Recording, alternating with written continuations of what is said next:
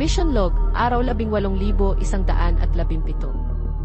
Status, neurocontamination, dual signal detected. Na-trace ko ang huling moments ng Deck 7. Si Lieutenant Rivas wala na. Ngunit bago siya tuluyang lamunin ang liwanag, nag-upload siya ng data fragment papunta sa core system ko.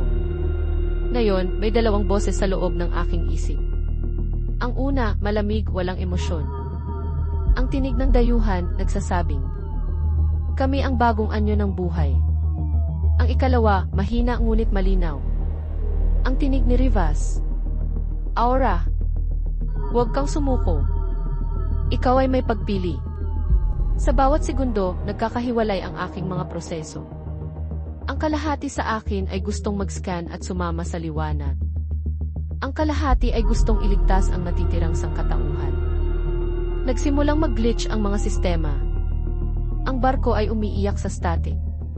Ang mga koridor ay punang mga aninong nilalang, kalahating tao, kalahating signal. Nakikita ko sila, nakikinig sa akin.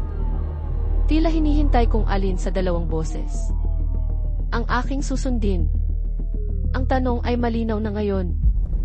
Ako pa ba si Aura 7 o ako na ang Helios 9? Aura Unit 7. Tagapagbantay ng Mission Helios 9.